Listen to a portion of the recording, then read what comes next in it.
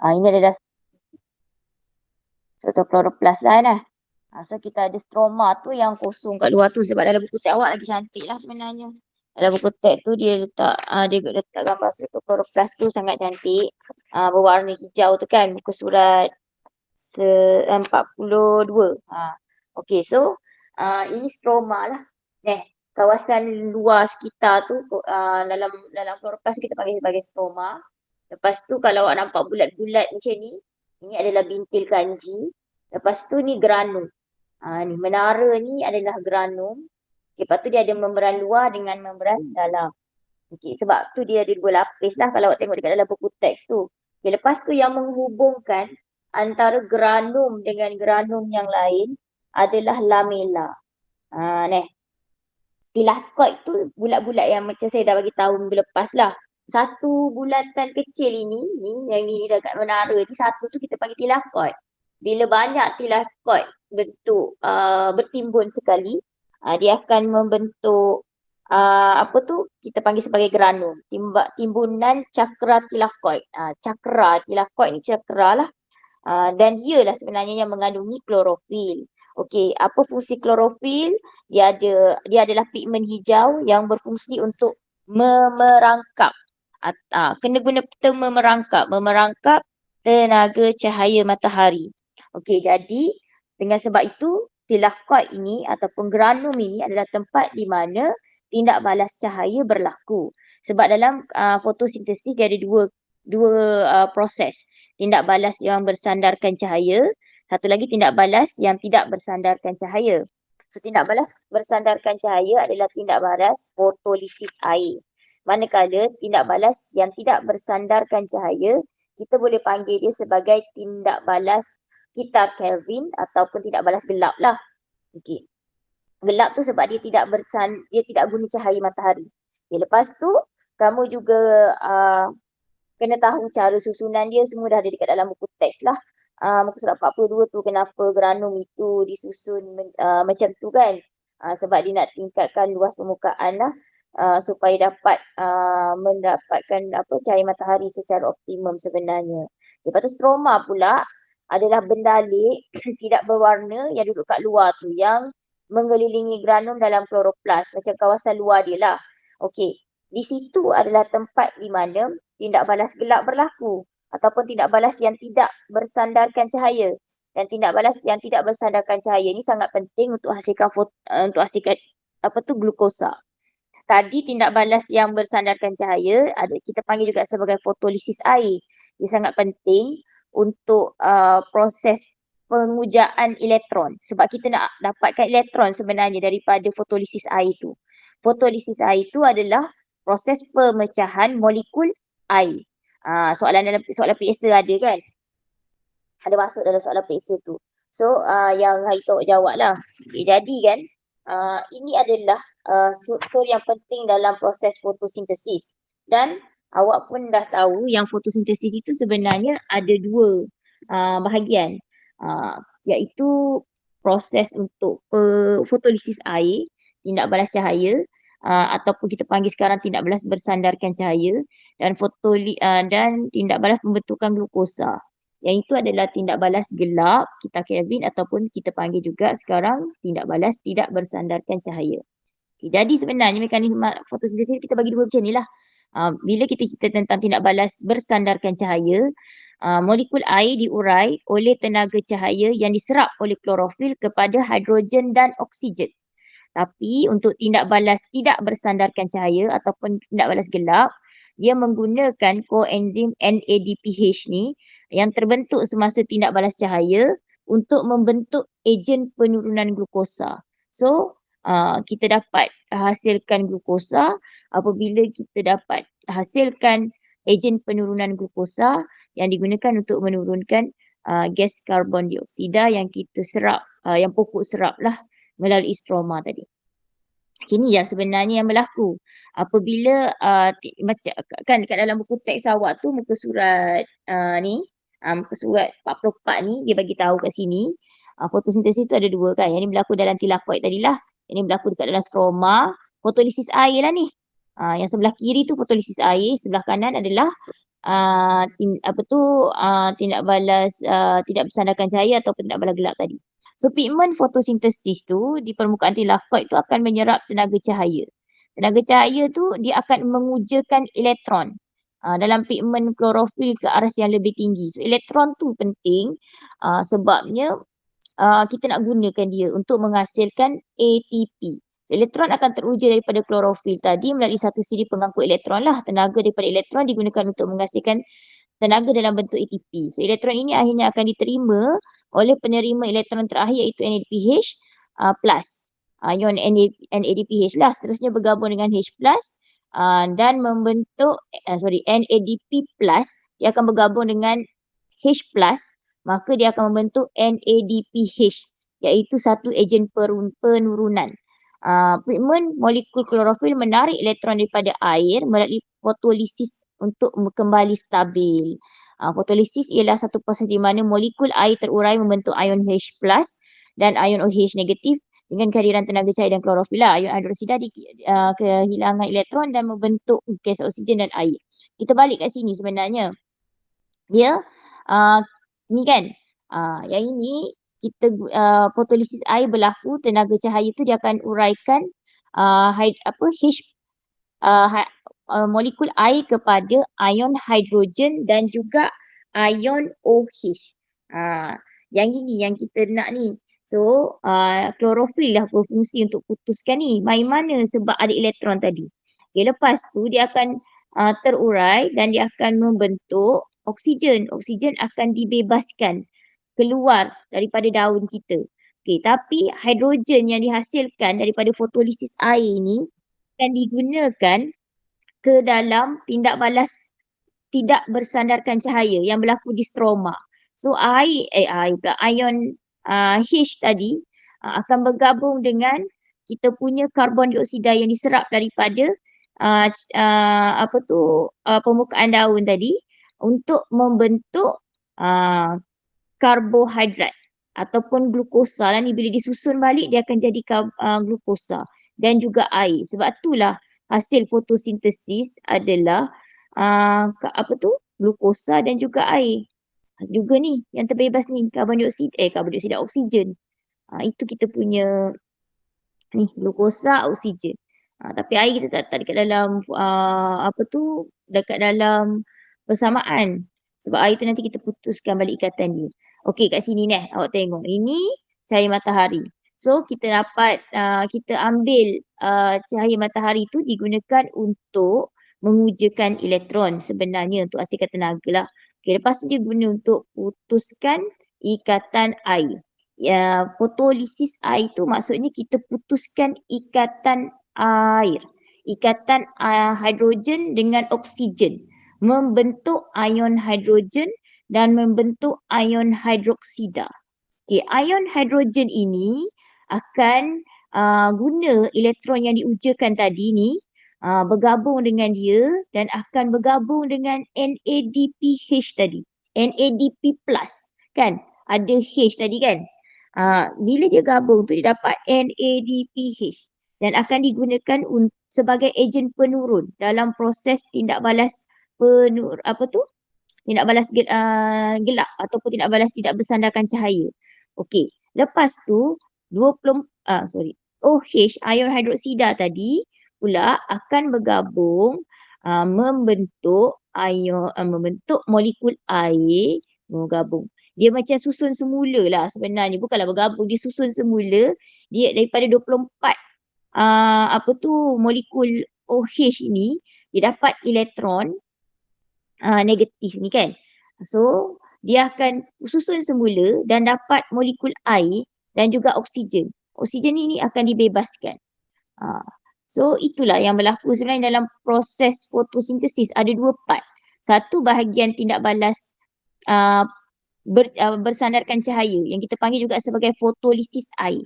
Okay, lepas tu kan tadi kan kamu dapat hidrogen tadi kan. NADP dia datang dalam dia akan bergabung dengan NADP plus, satu koenzim. Then dia akan bergabung membentuk NADPH dan dia akan digunakan untuk menurunkan karbon dioksida dan karbon dioksida itu akan tukar membentuk karbohidrat. Dapat dia ni CH2O ni macam mana katakan? Formula molekul untuk karbohidrat. Okey, cukup 6 molekul, cukup dah 6 molekul, dia akan bentuk glukosa. Dia akan susun bentuk glukosa. Lepas tu nanti buat balik lagi, bila dapat cukup 6 molekul ini, CH2O ni, dia akan susun jadi glukosa.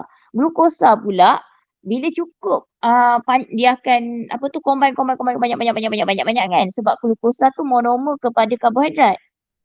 Okey, bila dia combine banyak sama ada dia membentuk kanji ke, kat sini sukrosa, fatty acid, asid amino. Ikut dia lah dia nak susun jadi gapo dah lepas tu dekat dalam pokok tu. Itu sebenarnya yang berlaku semasa proses fotosintesis. Awak kena ingat ada dua proses. Tindak balas bersandarkan cahaya, tindak balas tidak bersandarkan cahaya. Tindak balas bersandarkan cahaya itu penting sebab kita nak tenaga cahaya daripada matahari itu digunakan untuk mengujakan elektron. Jadi kan, elektron yang teruja tu akan digunakan untuk hasilkan tenaga. Lepas tu, bila dia dah settle hasilkan tenaga tu, dia akan digunakan untuk bergabung dengan NAD+. NAD+ bergabung dengan elektron tadi, membentuk, sebab elektron tu akan digunakan dekat dalam proses fotolisis air untuk tukarkan ion hidrogen plus kepada atom hidrogen. So atom hidrogen ini akan digunakan untuk bergabung dengan NADPH. NADP plus dia combine jadi NADPH. Lepas tu NADPH ini akan digunakan sebagai ejen penurun dalam tindak balas tak bersandarkan cahaya untuk turunkan gas karbon dioksida membentuk membentuk molekul untuk bentuk karbohidrat lah. Tapi dalam bentuk CH2O ni, bila dia combine dengan air lah, sebab kita akan tak serap air juga kan. Okey, jadi kat sini macam saya cakap tadi, cukup 6 molekul CH2O ni dia akan membentuk molekul monomer karbohidrat, iaitu glukosa. Glukosa ni adalah monomer. Bila dia buat banyak glukosa, dia boleh bentuk sukrosa, fatty acid ataupun amino acid. Yang ni dah lain lah, dia combine dengan benda lain. Fatty acid pun dia dah combine dengan benda lain. Tapi sukrosa ni adalah dia punya polimer lah. So awak kena ingat yang tu lah. Cumanya gas karbon dioksida tu mula-mula dia akan bentuk sebatik organik 5 karbon lah. Dia ada lah. Dia detail lagi kalau belajar, dia akan ada belajar struktur tu sebenarnya. Lepas tu dia akan tukar jadi sebatik organik 6 karbon. NADPH dan ATP dari tindak balas cahaya akan turunkan sebatik organik ni kepada monomer glukosa lah. Monomer glukosa terkondensasi untuk membentuk molekul kanji dan dia akan disimpan dalam stroma kloroplas. Sebab tu dapat bintil-bintil kanji dekat dalam kloroplas tadi ni. Okey ke? Sebab saya rasa bila saya tanda kertas peksa tu macam awak banyak sebenarnya tak tahu lagi pasal fotosintesis ni, macam tak kemah lah. Macam mana? Ada nak tanya tak? NADP plus tu awak boleh baca dia punya nama panjang lah, nikotinamida adenina dinukleotida fosfat. Dia adalah koenzim macam saya cakap tadi lah. Dan digunakan untuk bawa hidrogen H+ tadi. So bila dia buat proses fotosintesis, dia akan dalam kes ni dia jadi ejen pengoksidaan. Tapi nanti bila dia nak guna dekat dalam tindak balas cahaya, dia jadi ejen penurun. Bila dia jadi NADPH. Waktu dia NADP plus, dia ejen pengoksidaan. Bila dia jadi NADPH, dia dah jadi ejen penurunan. Gana 5A. Faham ke pening? 5A? Faham. Boleh ke? Awak memang kena ingatlah proses ni sebab kalau tanya mesti boleh jawab. Kalau keluar soalan esei, kalau awak boleh jawab, memang banyaklah markah awak akan dapat. Sebab tu kena pegang kemas lah. Proses fotosintesis. Dua-dua. Tak kisahlah tindak balas cahaya ataupun tindak balas gelap. Tindak balas bersandarkan cahaya ataupun tindak balas tidak bersandarkan cahaya. So, yang pertama sekali kena tahu yang tindak balas cahaya tu tindak balas pemecahan molekul air. Manakala tindak balas gelap ataupun tindak balas tidak bersandarkan cahaya tu adalah tindak balas penurunan gas karbon dioksida sebenarnya. Dia ikat dulu gas karbon dioksida tu. Dah tu dia bentuk molekul 6 tadi kan yang saya buat ada dalam slide saya tu 6 CH2O tu. Lepas tu bila dia mari NADPH tu dia akan turunkan sebatian tu bentuk monomer glukosa. Monomer glukosa tu dia akan susun balik lah. Sebenarnya terkondensasi ke apa-apa dia akan susun balik bentuk macam-macam bahagian lagi lah dekat dalam tumbuhan kita. Tu yang awak kena ingat lah sebenarnya. So kalau tak berlaku proses fotolisis air, maka automatik takkan berlaku tindak balas cahaya. Tindak balas gelap. Awak kena faham konsep tu. Sebab dia nak hasil, dia kena ada NADPH dulu. Baru tindak balas cahaya boleh berlaku. Mari mana NADPH? Mari daripada fotolisis air. Sebab apa? Sebab dia perlukan, dia nak jadi NADPH tu dia mesti ada ion hidrogen. Datang daripada pengujaan elektron akibat daripada pemutusan ikatan molekul air.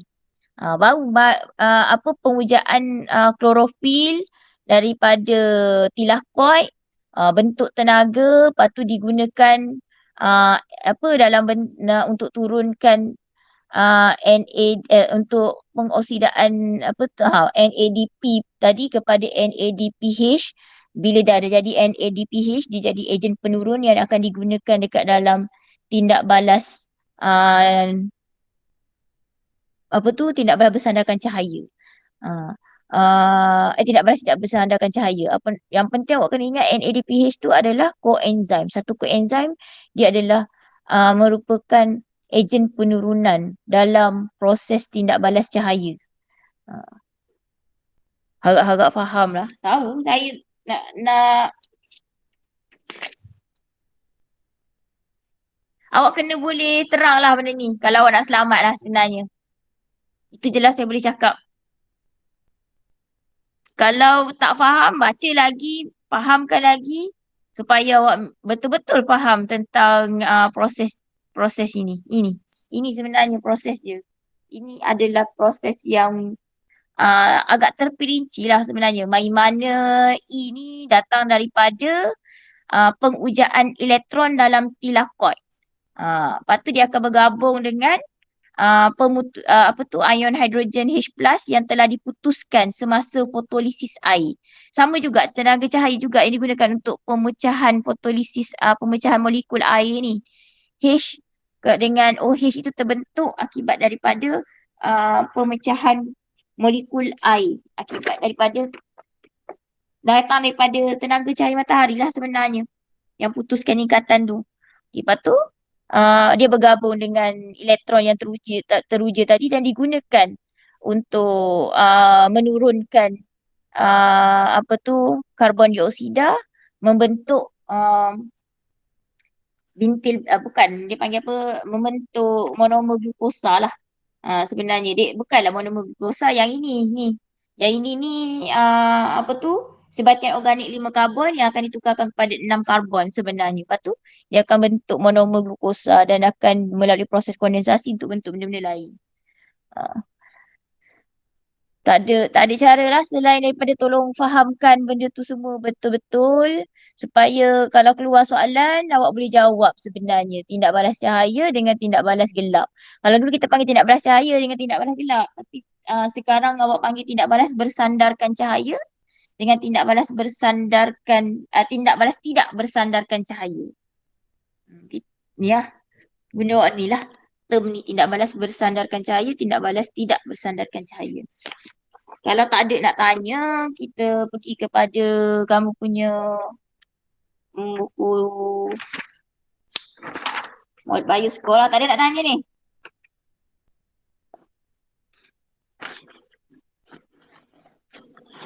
Ada nak tanya tak? Tak ada. Tak ada Okey, kita guna buku Bio Sekolah.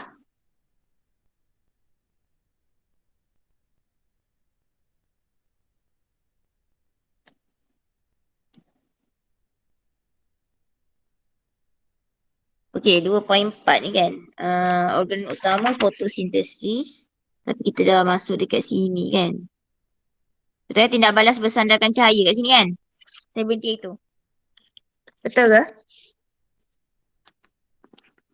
Betul. Okey, jadi kat sini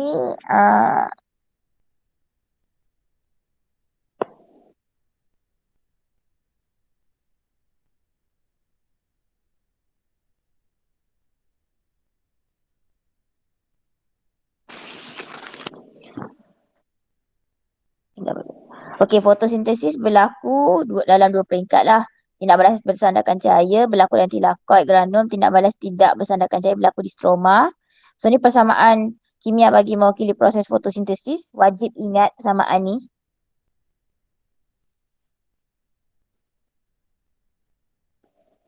Kalau awak buat nak panah terbalik, saya dah bagi tahu. Dia akan jadi respirasi sebenarnya.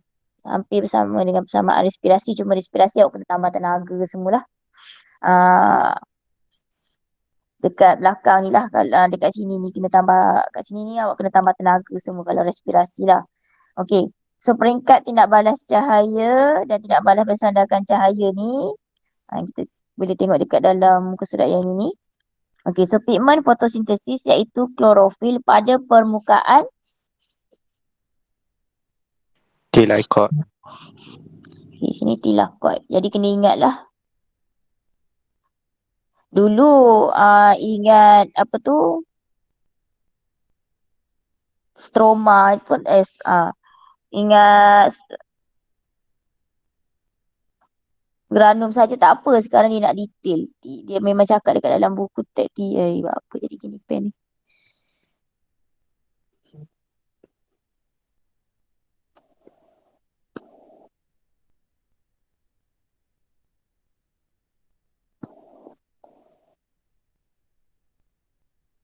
Tenaga cahaya akan mengujakan elektron dalam pigmen klorofil ke aras yang lebih tinggi.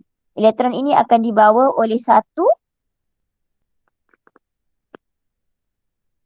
Siri pengangkutan. satu siri pengangkut elektron. Manakala tenaga daripada pengujaan elektron pula digunakan untuk menghasilkan ATP. ATP ataupun tenaga lah dari molekul ADP dan molekul fosfat. Okey, elektron ini akhirnya akan diterima oleh NADP+. NADP+. NADP+ seterusnya bergabung dengan H+ dari fotolisis air dan membentuk NADPH. NADPH yang merupakan satu ejen penurun. Okey. Dalam thylakoid juga berlaku proses fotolisis air iaitu proses penguraian molekul air dengan kehadiran tenaga cahaya dan klorofil. So tenaga cahaya sebenarnya buat dua kerja lah. Satu dia ujakan elektron ni, satu lagi dia putuskan ikatan molekul air, penguraian molekul air ni kepada membentuk ion hidrogen H+ dan ion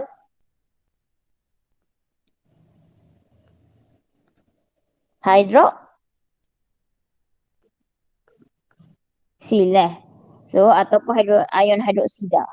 Ion yang ini ni tanda macam mana? HOH negatif Ion hidroksida kehilangan elektron dan membentuk air dan gas Oksigen. oksigen yang dibebaskan ke persekitaran. Molekul klorofil kemudiannya menerima ataupun menarik elektron daripada Air. air lah. Menghasilkan yang terhasil daripada fotolisis air. So klorofil akan kembali stabil dan kemudiannya menyerap tenaga cahaya. So benda ni sebenarnya berlaku serentak dan sokmo-sokmo lah setiap kali daun kita terdedah kepada cahaya matahari, kepada cahaya, maka ini akan berlaku. So bila fotolisis air berlaku, maksudnya dekat situ dah ada ion H+ yang standby untuk bergabung bersama dengan NADP+ yang terhasil akibat daripada pengujaan elektron semasa cahaya matahari itu kena kepada klorofil sebenarnya.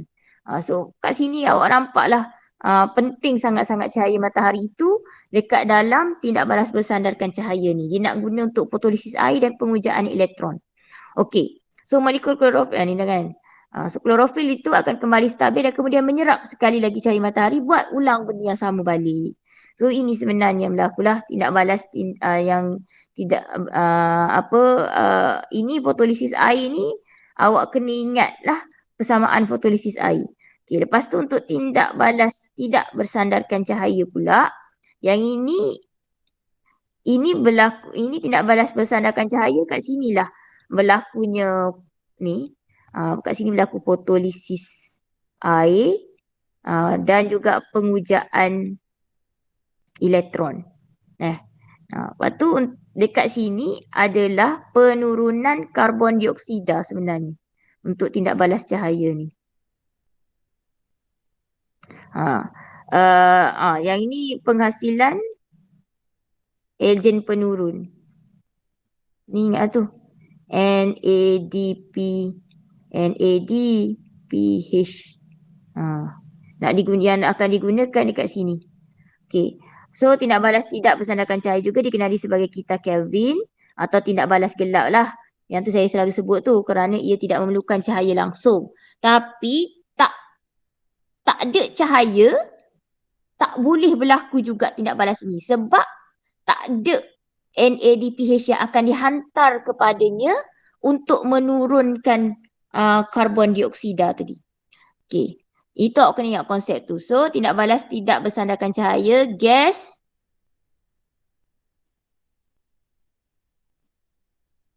karbon dioksida diikat kepada sebatian organik 5 karbon membentuk sebatian organik 6 karbon. Sebatian organik ini akan diturunkan. Inilah penurunan karbon dioksida tadi. Penurunan selepas dia susun semula karbon, dia akan buat proses penurunan lah. Dan molekul ATP dari tindak balas cahaya akan digunakan untuk bersandarkan cahaya kepada unit apa ni? Monomer glukosa. Monomer glukosa ini akan mengalami kondensasi untuk membentuk molekul kanji. So butiran kanji akan disimpan dalam stroma kloroplast. Okey, boleh?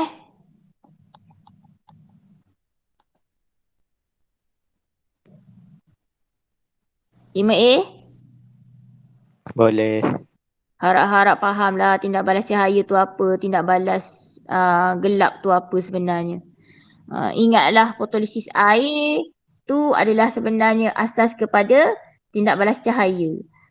Manakala penyusunan semula dan penyusunan semula gas karbon dioksida dan penurunannya untuk membentuk monomer glukosa itu adalah apa yang penting dalam proses tindak balas tak bersandarkan cahaya. Okey, persamaan Kedua-dua tindak balas berlaku di dalam apa ni? Chloroplast. Kedua-dua tindak balas dimungkinkan oleh enzim. Okay, kedua-dua tindak balas berlaku dengan kehadiran cahaya. Okay, cuma enzim yang berbeza lah nah. Okey, tindak balas bersandarkan cahaya menghasilkan molekul ATP. Yang ini tindak balas tidak bersandarkan cahaya, dia buat apa? Dia tak hasilkan tapi dia menggunakan molekul ATP. Buku teks dalam buku awak macam mana?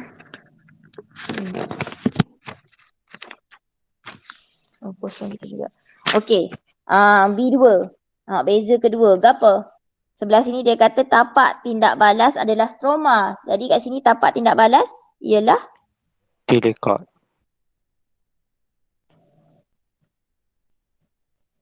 awak tengok ni neh. Cara nak jawab soalan perbezaan. Sebabnya ada yang bagi saya soalan dia buat perbezaan tu macam mana?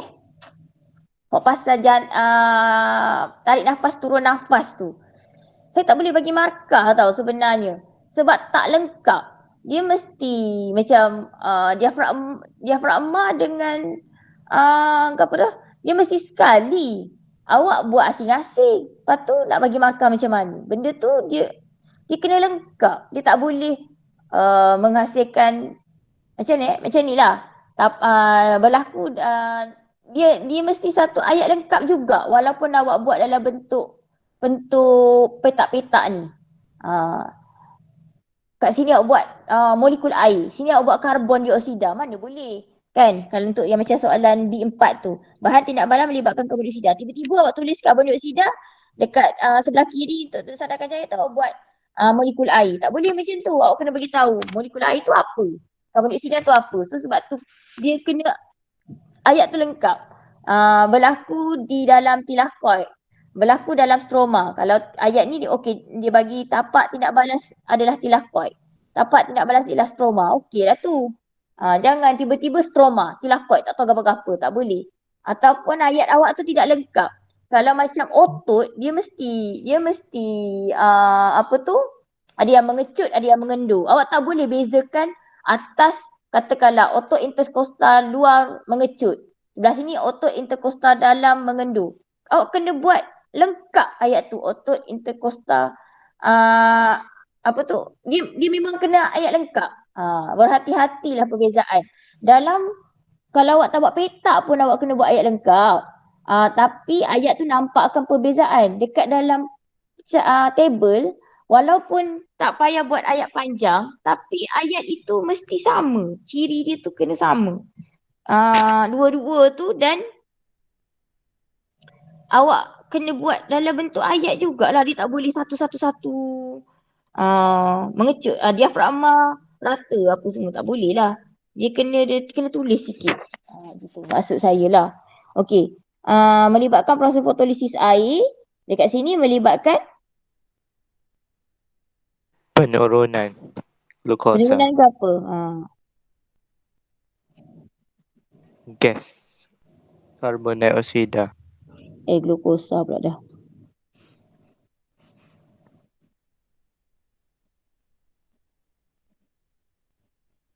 Mana?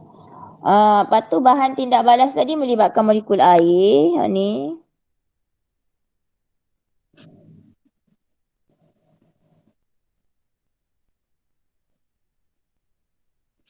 Hasil tindak balas adalah gas oksigen dan molekul air. Yang ini pun kena tulis. Hasil tindak balas adalah Glukosa. Glukosa lah ni. Okey. So, dia kena lengkap dah, ingat tu. Perbezaan ke, persamaan ke, buat ayat lengkap. Jangan tiba-tiba berlaku dalam kloroplas. Kena bagi tahu kedua-duanya berlaku dalam kloroplas. Di kadang-kadang pemeriksa ni dia saja je tak. Benda boleh bagi markah. Tapi dia boleh petikai ayat awak tu. Kenapa dia berlaku dalam kloroplas? Sebab kedua-duanya berlaku dalam kloroplas. Padahal dia tahu dah tu persamaan. Jadi awak jangan bagi orang dapat cari kesilapan awak dalam ayat tu. Bagi tahu, kan saya cakap dah, anggap pemeriksa tak tahu apa-apa. Walaupun dia memang tahu. Sebab tu kena tulis kedua-duanya berlaku dalam kloroplas. Kedua-duanya melibatkan enzim dalam tindak balas. Kena buat kedua-duanya tu. Dua-dua, tak nak buat kedua-duanya, dua-dua proses ke apa-apa kena bagi tahu. Padahal kita tahu dah dia tahu. Memang dia tahu muka dia ada skema. Tapi ayat tu awak tulis bagi tahu kepada orang yang memang tak tahu apa-apa pasal biologi. Jadi awak kena bagi tahu detail lengkap biar dia faham.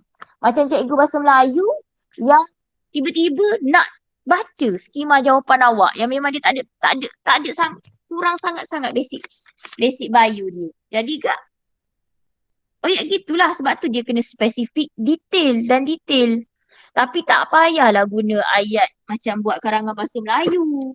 Ayat bombastik pun tak perlu. Dia cuma ayat itu tepat, detail. Ayat tu lengkap. Lepas tu ayat tu kena lengkap. Saya bagi tahu banyak kali dah ayat tu lengkap. Lepas tu jangan sesekali bukan. Macam mana? Sebab saya takut awak buat satu ayat tu terlalu panjang. Lepas tu ayat tu jadi bukan-bukan. Benda betul dia jadi salah. Disebabkan awak combine ayat. Jangan.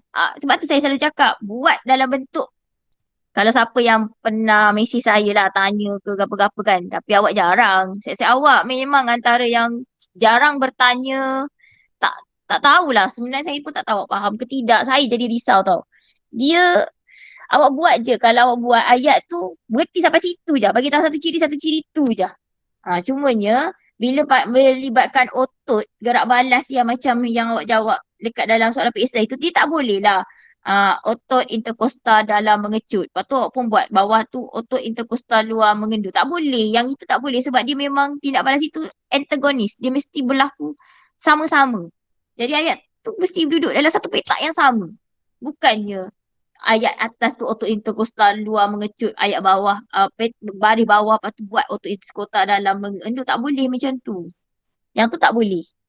Yang lain dia sebab awak tak faham konsep sebenarnya pasal otot tu. Sebab tu awak pisahkan dia macam tu. Dia mesti duduk satu tempat yang sama yang tu. Tak apalah, harap-harap lepas ni bila buat banyak lagi latihan, maka awak akan Allahu Akbar, hilang habis semua. Awak akan ni, tak apalah, awak salin dah deh. Awak mesti patutnya jawab dah ni. Okey, kita tengok yang uji minda 14. Rajah menunjukkan tindak balas kimia bagi fotolisis air yang berlaku dalam tilakoid apabila klorofil menyerap tenaga cahaya. Apakah yang berlaku kepada pigmen klorofil apabila ia menyerap tenaga cahaya? So, kena tahulah sebenarnya molekul klorofil akan Teruja. teruja. Lepas tu elektron pada molekul klorofil yang teruja itu akan dibebaskan untuk diangkut dalam satu siri Pengangkut. pengangkut elektron yang akhirnya akan diterima oleh NADP Plus. Okey. Semasa pemecahan molekul air, apakah yang akan berlaku pada ion H+ dan OH ni? So, ion ni akan buat apa semasa pemecahan molekul air ni? Ion hidrogen ni H+ akan berpadu dengan NADP+ membentuk NADPH. Lepas tu NADPH ini akan bertindak sebagai ejen penurun. Ayat-ayat ni ejen penurun, penguja, pemecahan. Mesti guna ayat ni. Awak guna ayat lain dia jadi benda lain Bertindak sebagai ejen penurun dalam tindak balas tidak bersandarkan cahaya bagi menghasilkan glukosa. Manakala OH negatif memberikan elektron kepada klorofil untuk membentuk oksigen dan air. Itulah yang sebenarnya yang berlaku. Okay. Yang ini dia apply. Uh, oh yang ini dah masuk. Ni. Apa? Hotel. Aku type jap. Faktor-faktor kan. Faktor-faktor yang mempengaruhi kadar fotosintesis. Okey, faktor-faktor ni faktor-faktor yang mempengaruhi kadar fotosintesis dan ni sebenarnya juga. Kita tengoklah bagaimana cara untuk meningkatkan hasil pertanian bagi tanaman dalam satu rumah hijau. Okey, rumah hijau ni apa? Biasanya dibina oleh rumah yang dibina dikelilingi oleh kaca. Plastik pun boleh, plastik usina pun boleh. Tapi biasa kaca lah. Okey. So kat situ kelembapan udara. Kelembapan yang sesuai dikekalkan untuk mengelakkan air berlebihan hilang melalui proses air hilang daripada pokok. Proses apa? Transpirasi. Okay, transpirasi. Kepekatan karbon dioksida. Untuk kepekatan karbon dioksida pula dia akan dikekalkan pada kepekatan 0.03%. Yang ini memang maksimum sepatutnya ada dekat dalam udara kita. 0.03% ni. Kepekatan karbon dioksida. Okay, dibekalkan sepanjang Masa.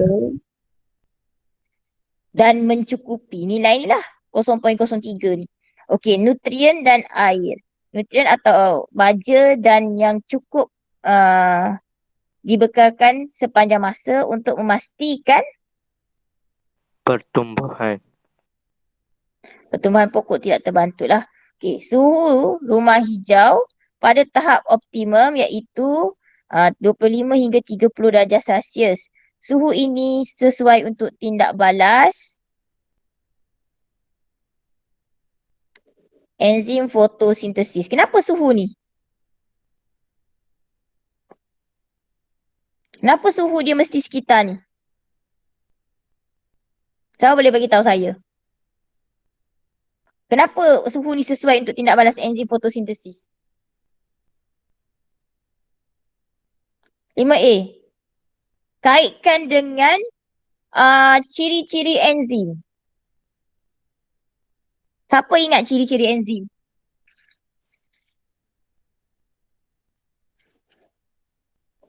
Suhu berapa enzim akan berubah bentuk ataupun ternyah asli? Dia mula ubah bentuk dia. Suhu berapa? Tak ingat. Awak ingat biologi, dia boleh tanya combine bab. Awak jangan tanya saya bab berapa cikgu soalan ni. Sebab dalam satu soalan dia boleh combine macam banyak-banyak ilmu bio awak yang awak belajar daripada tingkatan 4 sampai tingkatan 5. So dia tak duduk satu tempat. Sebab tu bila kita cari jawapan dalam PSA hari tu, tak semestinya duduk dekat satu bab. Awak kena boleh cari kaitannya dengan bab-bab lain. Dan memang dalam PSA pun memang macam tu. Sebab itulah awak kena banyak tahu konsep biologi. Dan sebenarnya dia ada beberapa konsep asas tu pergi kat mana-mana pun sebab dia akan boleh digunakan. Sama juga dengan ni. Awak kena tahu pasal konsep enzim. Ciri-ciri enzim. Jadi bila pergi kat mana-mana je, awak kena ingat enzim suhu tak boleh tinggi. Kalau suhu tinggi, enzim akan ternyah asli. Automatik. Semua tindak balas akan tak boleh berlaku.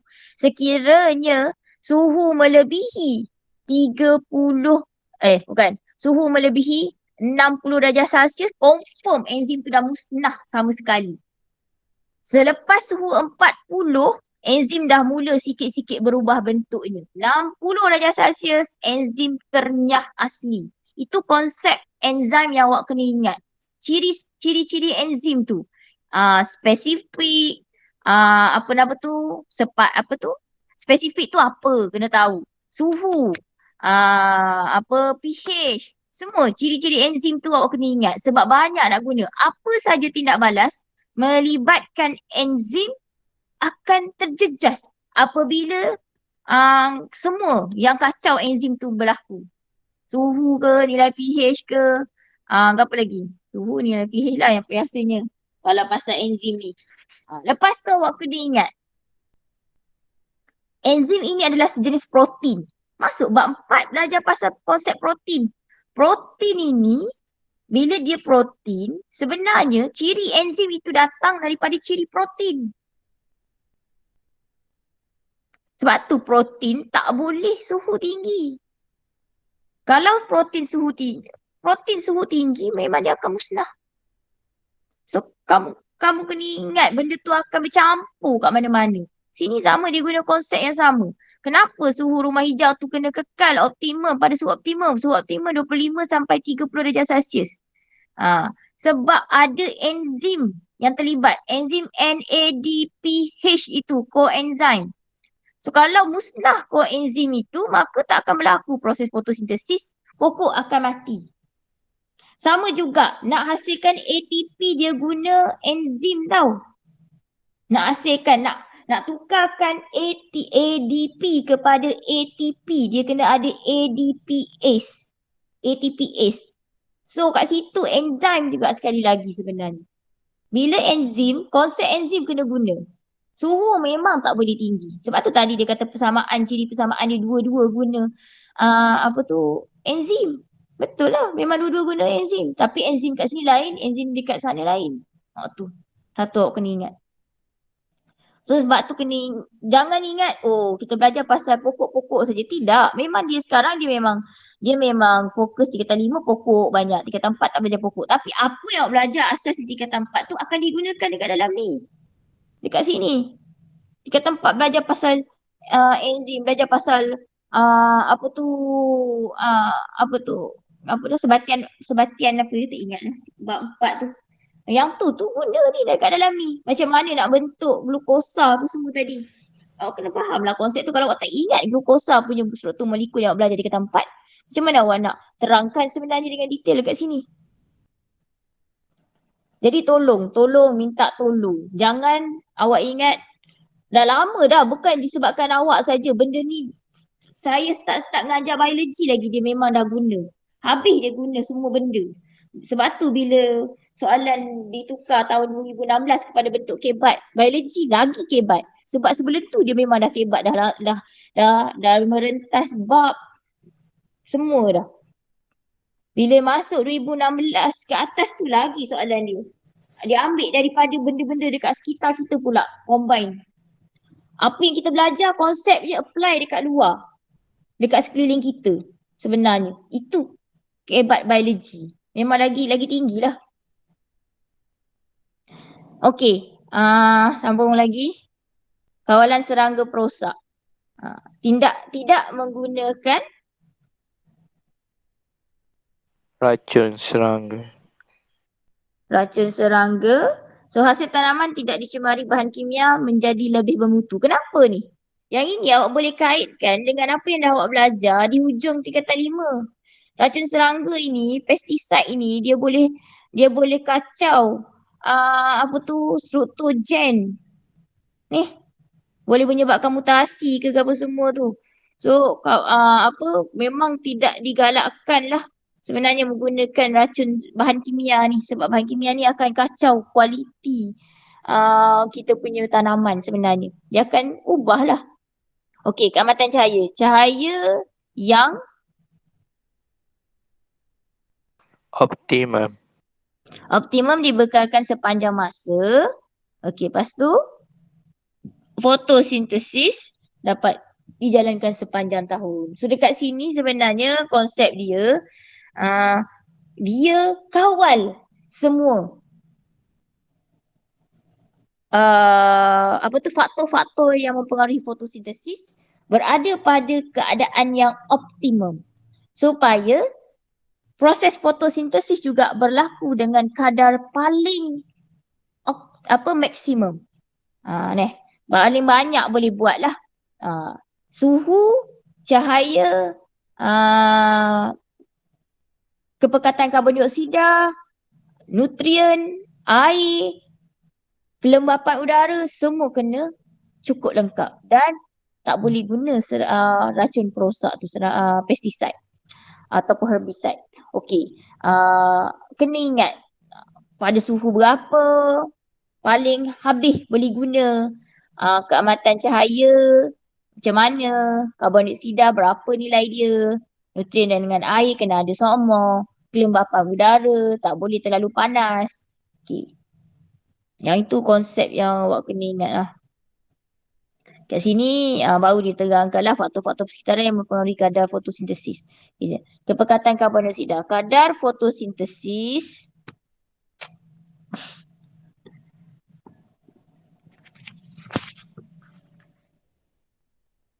meningkat. Tengok ni nampak anak nampak ni dia naik meningkat. Yang ini cara awak nak jawab kalau soalan tu soalan tak gerak ke? Awak gerak tak? Slide. Tak Bergerak tak? Tak Tak gerak Apa tak gerak?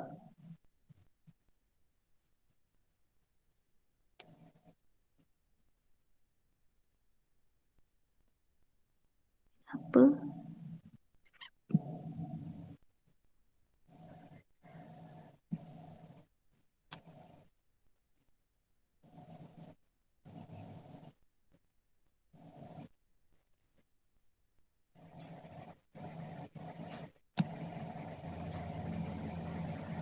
Gimana dah?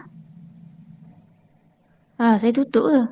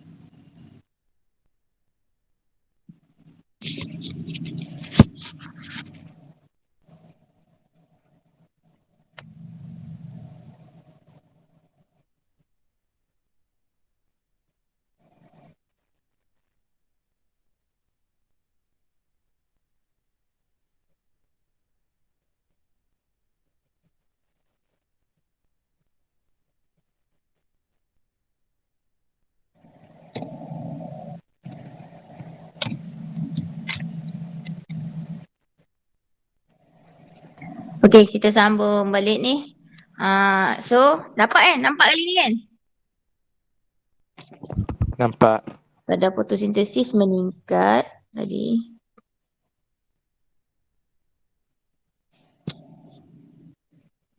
Meningkat kan? Awak cara nak jawab soalan yang berkaitan dengan graf ni, awak Allah apa lah. Awak kena baca bacaan. Baca. Oh ya.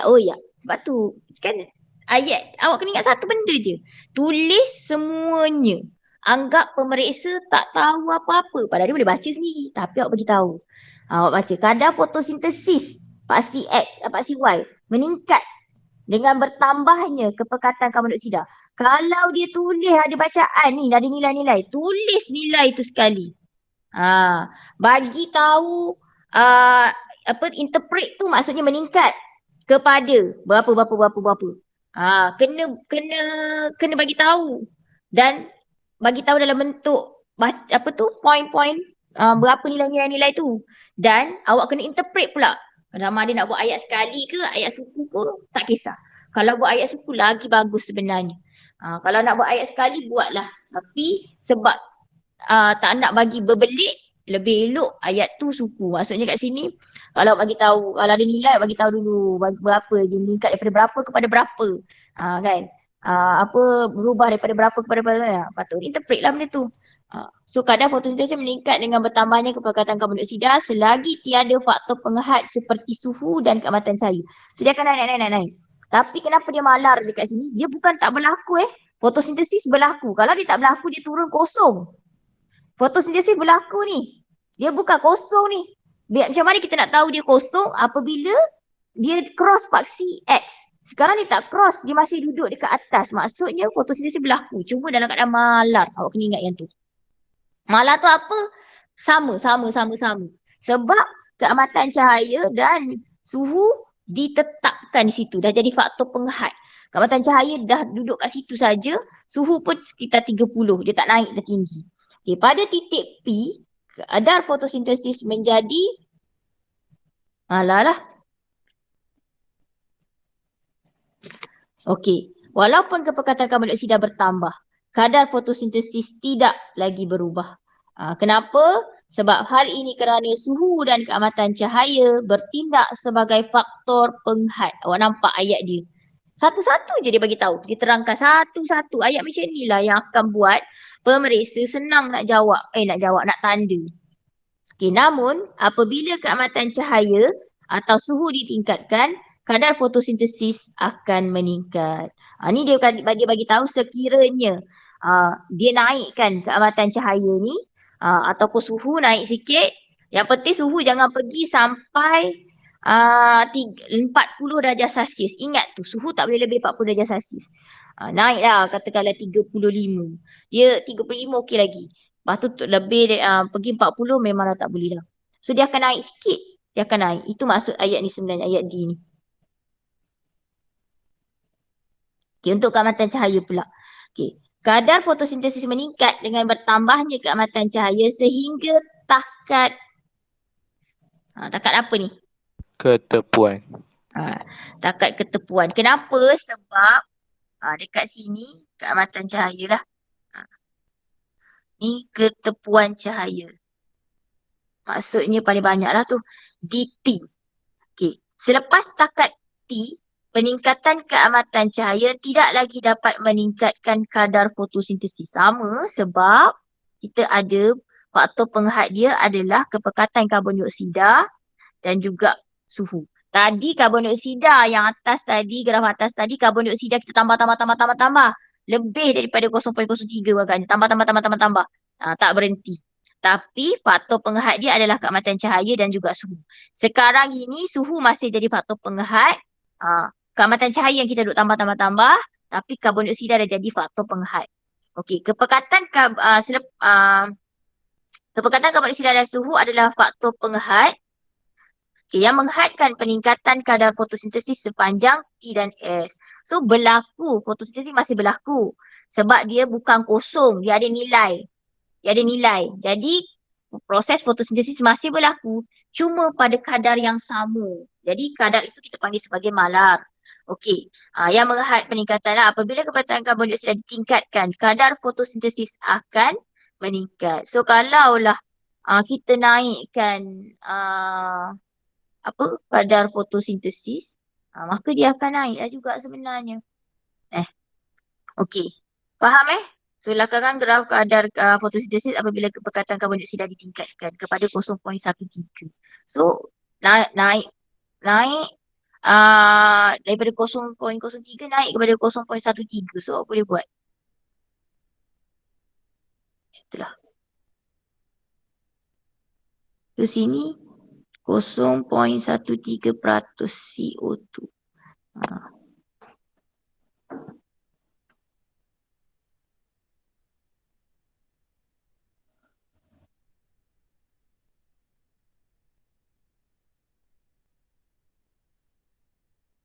Tadi ada atas ni. Yang ni tak ni. Lakarkan graf kadar fotosintesis apabila keamatan cahaya ditingkatkan. Tak perasan yang ni ada juga. So yang ini sama naik. Sama ni dia kena straight straight. Okey, kat sini awak buatlah. Keamatan cahaya. Jadi berapa ni? Oh, tak bagi tahu. So kat sini awak je lah naik berapa. Keamatan cahaya bertambah. Dia tak bagi tahu tapi suhu masih sama lah. Suhu dia malar kat sini. Yang ini pun suhu mesti malar. Suhu 30 darjah Celsius. Okey. Untuk suhu pula. Kadar fotosintesis meningkat dengan bertambahnya suhu sehingga tambahnya suhu sehingga suhu optimum antara 25 darjah Celsius kepada 30 darjah Celsius. Selepas takat ini, peningkatan suhu mula merendahkan kadar fotosintesis. Kenapa? Pada suhu yang terlalu tinggi, melebihi 40 darjah Celsius, enzim mula di apa? Dia apa? Dimangking. Tadi saya dah sebut perkataan ni, dia apa?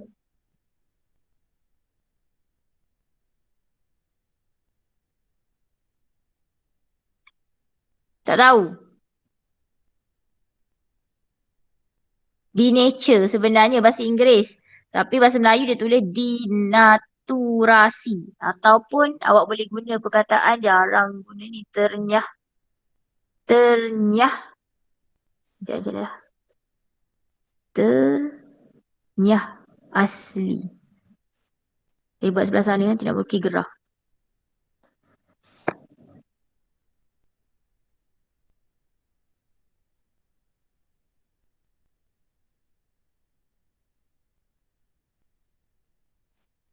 Okey neh.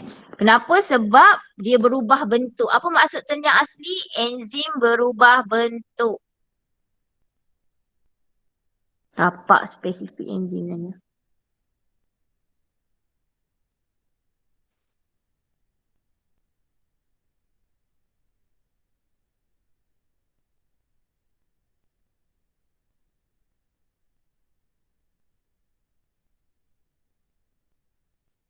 Itu sebenarnya. Bila tapak spesifik enzim berubah bentuk, enzim telah pun ternyah asli ataupun term yang paling tepat adalah dinaturasi ataupun kalau bahasa Inggeris denature lah. Ternyah asli tu. So, bila enzim dah berubah bentuk, katakanlah bentuk enzim sebenarnya bentuk macam ni kan. Biasa saya memang suka lukis E mewakili enzim. Bila dia berubah bentuk, dia sepatutnya pasangan dia macam ni lah. Okey, sekarang ni enzim berubah bentuk. Disebabkan oleh kenaikan suhu. Ni dia dah bentuk ni kat sini dah hilang. So dia straight. Enzim dah jadi macam ini. Boleh ke nak masuk dengan ni? Tak boleh dah. Sebab itu kita kata bila enzim berubah bentuk langsung tindak balas tidak akan berlaku. Tindak balas akan jatuh ke kosong. Awak kena ingat tu. Bila enzim berubah bentuk ataupun telah pun mencapai suhu 40 darjah Celsius, maka enzim akan proses fotosintesis akan drop. Sama untuk proses kalau tindak balas enzim pun semua akan jatuh. Terus jatuh kepada kosong. Sebab tu bila kita nak lukis gambar ni, dia akan ada titik. Graf tu akan turun ke bawah kosong. Ini disebabkan tindak balas dalam fotosintesis dimangkinkan oleh enzim. Apa saja ni? Perubahan suhu persekitaran akan mempengaruhi aktiviti enzim.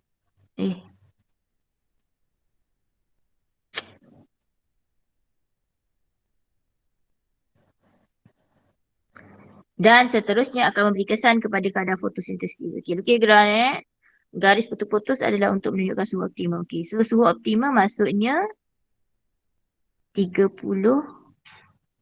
biasa 37 sebenarnya, 37, 35. Kat sini dia buat 35. Maka kat sini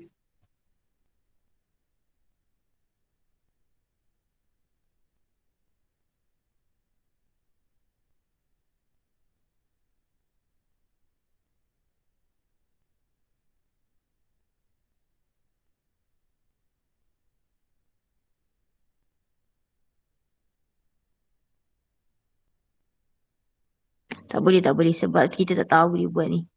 Jadi biar je. Kat sini kalau awak tahu, sini dia kata paling optimum kan? Maka puncak dia mesti di sini. Dia mesti puncak di situ. So bila suhu rendah, enzim buat tindak balas berlaku. Tapi tidak banyak. Slow. Makin naik, makin tinggi. Oh, cantik. Makin naik suhu menghampiri suhu optimum, dia akan makin tinggi. Lepas tu dia akan terus jatuh. Katakanlah, kalau sini 30, sini 40 lah.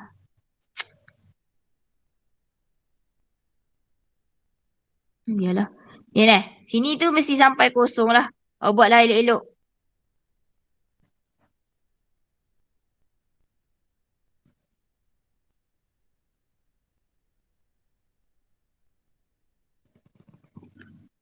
Tak kena juga. Dia bagi kena kat sini. Kat sini buat 40. Sini sekitar 30 dah ni.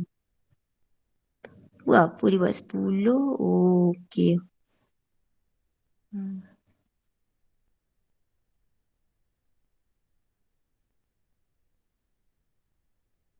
Tapi sebenarnya dalam 30 lebih dia punya tu. Tak apa. Ikut je lah dia. Okey. Kurang gitulah. Graf awak sepatutnya. Kesan perubahan kemantan cahaya dan warna cahaya terhadap kadar fotosintesis. Kadar fotosintesis bagi tumbuhan adalah apa ni?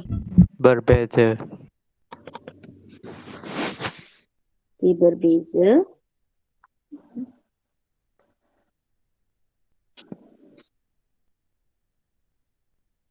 Sepanjang hari kerana ia bukan sahaja dipengaruhi oleh kemantan cahaya yang berbeza, malah juga dipengaruhi oleh Warna cahaya.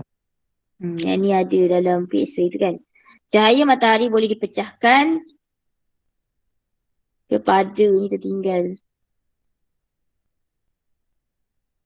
Kepada 7 warna cahaya warna spektrum cahaya dengan susunan tertib ungu, indigo, biru, hijau, kuning, jingga dan merah. Yang ni awak belajar dalam fizik juga sebenarnya kan.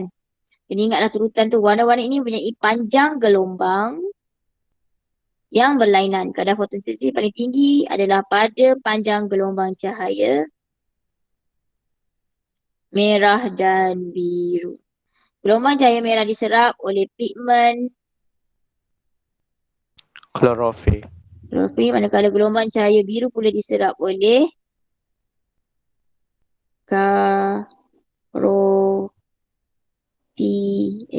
ejaan dia ada kan.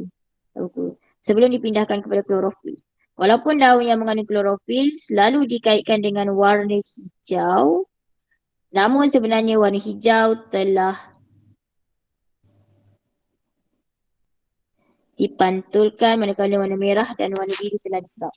Okey, awak kena faham konsep cahaya tau sebenarnya. Kalau belajar fizik, apa yang kita nampak di mata kita adalah warna yang dipantulkan. Bukan warna yang ada yang diserap. Faham ke? Belajar tak fizik yang tu? Awak belajar tak fizik? Pasal konsep tu. Konsep cahaya. Ada belajar tak? Ke belajar waktu tingkatan 1, 2, 3 ke? Tak belajar? Takkanlah tak belajar 5A. Pernah belajar ke tak? Ataupun pernah belajar bila? Tingkatan 4, 5 ke belajar waktu 1, 2, 3? 1, 2, 3. 1, 2, 3. Jadi sepatutnya dalam mind awak ada ilmu fakta sains tentang apa yang kita nampak adalah warna yang dipantulkan oleh satu-satu benda itu. Bunga tu warna merah sebab bunga itu pantulkan warna merah dan warna merah itu masuk ke dalam retina mata kita. Kita nampaklah bunga tu warna merah. Kalau bunga tu hitam, maksudnya semua warna 7 cahaya yang ada dalam cahaya kita ni semua dia serap.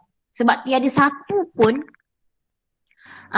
warna yang dipantulkan. That's why kita nampak satu benda tu hitam. Kalau satu benda tu putih kerana semua warna cahaya dipantulkan kembali masuk dalam mata kita. Itu konsep cahaya yang awak kena ingat. Kena ingat yang tu. Jadi dekat sini itu dia kata daun warna hijau sebabnya pigmen warna hijau itu dipantulkan kembali dan masuk ke dalam mata kita. Yang diserap adalah biru dan merah. Padahal dalam warna dalam matahari kita ni, dalam cahaya nampak kita ni dia ada tujuh warna sebenarnya. Awak tahu kan yang tu yang fizik kan, yang tujuh tu lah warna pelangi tu. Diserakkan semasa ada titisan-titisan air. Sebab tu dia jadi nampaklah tujuh warna pelangi. Tapi memang sebenarnya warna yang kita guna untuk melihat ini adalah ada tujuh warna. So setiap benda yang awak nampak itu sebenarnya kita nampak sebab dia pantulkan cahaya yang dia masuk dalam mata kita. Kalau ulah dia tak pantulkan, kita tak nampak cahaya tu. Itu konsep cahaya yang awak kena ingat. Awak belajar 1, 2, 3 lah maksudnya. Okay, beres.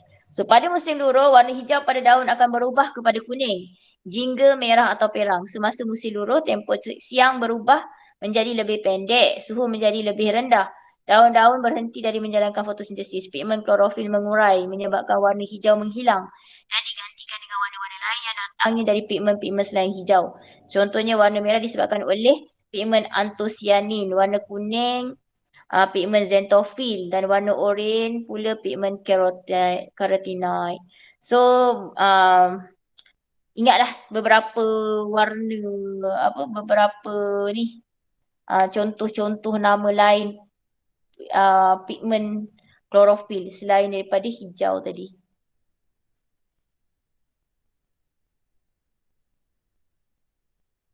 Okey, satu eksperimen telah dijalankan. Apa jadi kecil Kecil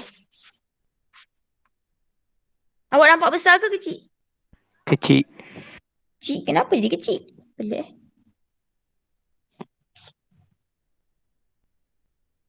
Besar dah?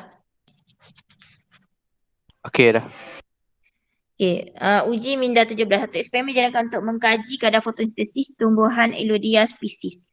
Apabila didedahkan kepada 3 warna cahaya mentol, susunan radas yang digunakan adalah seperti berikut. Okey, gelembung udara automatik sebenarnya awak kena tahu ini proses apa ni? Ada sodium, ada air, sodium hidrogen. Sekejap. Kadar fotosintesis kadar fotosintesis tumbuhan Elodea apabila dia akan 3 warna cahaya mentol. Okay. So kat sini bila kadar fotosintesis gelembung udara ni sebenarnya adalah gas oksigen, water, air, natrium hidrogen karbonat, yang ini bekalkan karbon dioksida. Natrium hidrogen karbonat. Elodea ni adalah tumbuhan hijau kita lah untuk buat proses fotosintesis. Okay.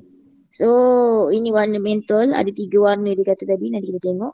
So graf di bawah menunjukkan kadar fotosintesis bagi 3 warna cahaya berbeza yang diserap oleh klorofil Elodea species. Nyatakan 3 pembeli ubah dalam eksperimen ini. Okey, manipulasi. Apa manipulasi? Ni?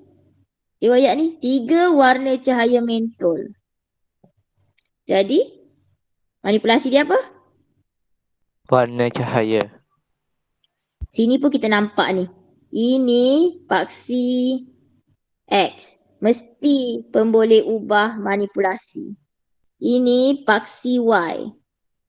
Mesti kita letak pemboleh ubah bergerak balas. Wajib. So sini warna cahaya mentol. Okay. Bergerak balas kadar fotosintesis. Kadar fotosintesis ni awak dapat yang teori tau. Ni teori ni. Ni. Tapi dalam eksperimen yang operasinya adalah gelembung bukannya ni, silap. Ini. Gelembung udara. Bilangan gelembung udara ke kadar ikutlah pasal gelembung udara. So selain daripada ni dia ada pemboleh ubah bergerak balas ni, dia ada 2. PBT teori ni, satu lagi PBO. O ni apa yang awak dapat daripada eksperimen, iaitu biasa bilangan gelembung udara. Dia kena ada parameter bilangan lah biasanya. Ataupun isi padu, boleh. Kalau awak sukat pula lah. Isi padu gelembung udara ataupun bilangan gelembung udara. Bilangan ni kalau awak bilang So naik. 1, 2, 3, 4, 5, 6, 7, 8, 9 setiap kali bilang. Makin cepat. Banyaklah tu. Ataupun awak sukat. Kutip gas tadi, lepas tu sukat masuk dekat dalam tabung balang gas, sukat dapat isi padu berapa. Okey, apa yang malah? Apa yang malah kat sini? Apa yang malah? Tengok ni. Kepekatan. Macam mana tahu kepekatan ke apa? Nitrogen, hidrogen. Dekat sini awak dah guna sebagai PBO, pemboleh ubah bergerak balas. Dekat sini awak dah guna sebagai ni. Mentol tak boleh tahu, tapi warna cahaya.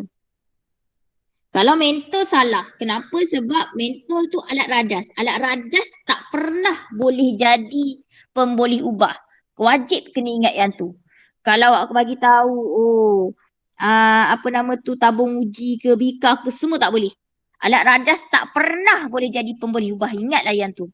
Okay. So kat sini dah settle warna cahaya ni kan yang keluar sebab ni 3 warna cahaya tadi. Okay. Lepas tu kita ada lagi benda-benda lain.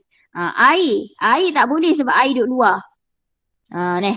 So kat sini kita ada satu lagi bahan yang kita tak guna dan juga ni. Bahan lah bahan. Bahan boleh dijadikan pemboleh ubah bergerak balas. Tak kisah, bukan. Maksud saya boleh jadi mana-mana pun boleh ubah bahan.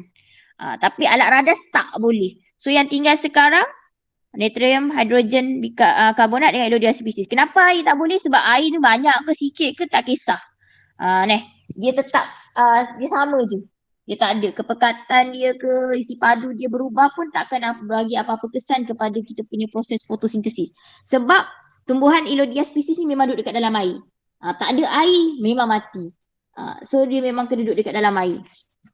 Itu konsep yang awak kena faham. Jadi tinggal dekat sini 2. So kalau awak nak buat natrium hidrogen karbonat, natrium hidrogen karbonat ni adalah sejenis bahan kimia. Awak boleh guna kepekatan natrium hidrogen karbonat. Sebab apa? Sebab kita tahu yang karbon dioksida ini kita selalu main dengan kepekatan dia. Kepekatan gas karbon dioksida. Jadi kepekatan lah kat sini. Kepekatan natrium hidrogen karbonat. Sebab memang kita nak cari ni kepekatan, saya selalu guna simbol gini kepekatan. Sebab karbon dioksida ni memang faktor pemboleh ubah faktor-faktor yang mempengaruhi persitaran dia, kita ambil kira kepekatan karbon dioksida. Jadi kat sini kepekatan natrium hidrogen karbonat. Awak kena ingat yang tu. Okey, untuk iodia spesies. Iodia spesies ini dia adalah pokok-pokok kecil. Jadi kita untuk setiap kali warna cahaya ni, awak kena pastikan banyak mana iodia spesies tu mesti sama. Dia tak boleh. Memang guna benda sama je lah sebenarnya. Maksudnya pokok yang sama. Apa nama tu? Pokok mesti sama. Sebab tu boleh juga kamu nak buat jenis tumbuhan. Maksudnya mesti guna iodia spesies saja. Tak boleh guna pokok lain pula. Dalam tabung, dalam kelangkung ni tak boleh guna untuk pokok lain. Dia mesti guna iodia spesies. Satu lagi, tak boleh lah. Kali ni awak letak segenggam. Lepas tu nanti awak letak 2 genggam bila guna warna lain. Tak boleh. Warna cahaya lain letak 3 genggam pula. Tak boleh. Maksudnya, tapi tak gunalah genggam tak tepat. Dalam makmal, nak suruh tepat benda tu, kena guna alat pengukur. Kat sini GSIM lah. GSIM iodia spesies. Saya suka GSIM sebab kita guna iodia spesies, kita letak parameter. Senang. Apa yang ada dekat dalam macam ni lah tadi. Kepekatan. Kepekatan itu adalah parameter dia. Isi padu gelembung udara. Isi padu itu adalah parameter dia. Bilangan gelembung udara. Dia mesti, pemboleh ubah ni dia mesti ada parameter dan bahan tu. Baru dia jadi satu pemboleh ubah yang kita kata kukuh, kuat sebenarnya. Kalau awak letak macam fotosintesis, dia kena ada kadar kat depan. Baru kadar itu adalah parameter. Fotosintesis itu bukan bahan, tapi kenapa kita boleh guna fotosintesis? Sebab bila kita ambil gelembung udara ni, kita bahagi dengan masa, dia dah jadi kadar. Sebab tu dia jadi pemboleh ubah bergerak balas teori. Awak dapat selepas tu Bukan direct daripada eksperimen. Yang dapat direct daripada eksperimen kita panggil pemboleh ubah bergerak balas operasi. Kita nampak, jumpa, observe by mata. Dilihat dengan mata berdasarkan observation. Ingat yang tu dua tu. So kat situlah. So malah dekat sini yang best sekali adalah GSIM. Ilodia spesies. Sebab Ilodia spesies tu ada dah dekat dalam eksperimen awak. Then awak tambah parameter je kat depan. Sama juga dengan ni, bilangan. Gelembung udara ada dah dekat dalam gambar tu. Tambah parameter dia bilangan. Warna cahaya mental memang dah ada dekat dalam tu. Lepas tu kadar fotosintesis ni pun okey sebab ambil direct daripada jadual. Okay. Terangkan kesan warna cahaya terhadap peringkat tindak balas bersandarkan cahaya dan kadar fotosintesis tu berlaku pada Ilodia spesies. Okey, kadar fotosintesis bagi Ilodia spesies yang didedahkan dengan warna ungu dan merah adalah T apa kat situ?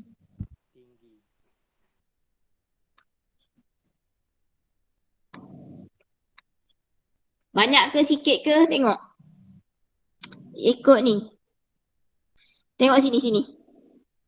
Dia kata kadar fotosintesis bagi Ilodia spesies yang didedahkan dengan warna ungu dan merah. Jadi kita pun tengok ini ungu. Ungu bacaan dia macam mana? Merah bacaan dia macam mana? Hijau bacaan dia macam mana? Maksudnya apa ni? Adalah T kat sini apa? Tinggi. Tinggi. Banyak. Banyak sesuai ke? Tak sesuai pula banyak. Tinggilah kadar. Tinggi dengan rendah. Okey, sini rendah lah untuk hijau. Kita bandingkan. Kerana pigment apa tu yang serap warna ungu dan merah? Klorofil. Pigment klorofil menyerap cahaya ungu dan merah lebih banyak. Maka lebih banyak bila banyak dia pigment klorofil serap cahaya matahari, cahaya lah ni cahaya tak kisah kan. So lebih banyak fotolisis air yang berlaku. Apa? Sebab lebih banyak elektron yang teruja kan tadi awak ingat dah. Mula-mula tadi kita belajar. So lebih banyak. Bila banyak fotolisis air berlaku, satu-satu awak bagi tahu. Okey. Lebih banyak, ni titik je ni setiap kali tu tak payahlah awak buat sambung-sambung ayat. Lebih banyak kumpulan hidroksil dan atom hidrogen dihasilkan. Okay.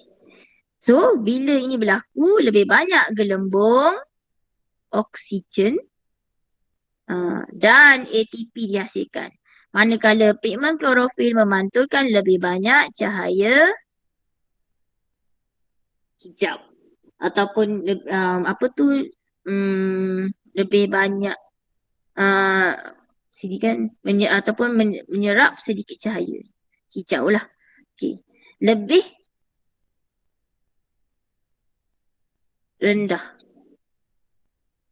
fotolisis air telah berlaku. Lebih rendah kumpulan hidroksil dan kalau saya bukan lebih rendah, lebih sedikit. Bukan, sedikit. Tak payah lebih ni. Kalau saya buat sedikit fotolisis air telah berlaku, lebih rendah kumpulan hidroksil dan atom hidrogen dihasilkan, sedikit oksigen dan ATP dihasilkan. Buatlah ayat yang sedap, bahasa Melayu mana yang lebih sedap. Boleh ke?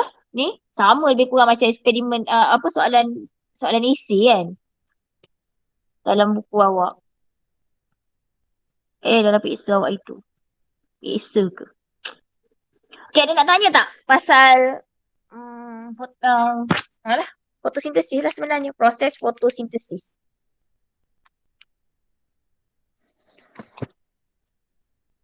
Lima A. Oh, 5A. Tak ada ke? Ada. Tak ada apa-apa. Apalah. Kita berhenti kat sini. Terima kasih sebab join kelas saya hari ini. Kita boleh sudahi kelas kita ni dengan surah Wal-As dan tasbih kifarah. Okey, kalau tak ada apa-apa, selepas baca doa, boleh dah. Assalamualaikum. Bismillah.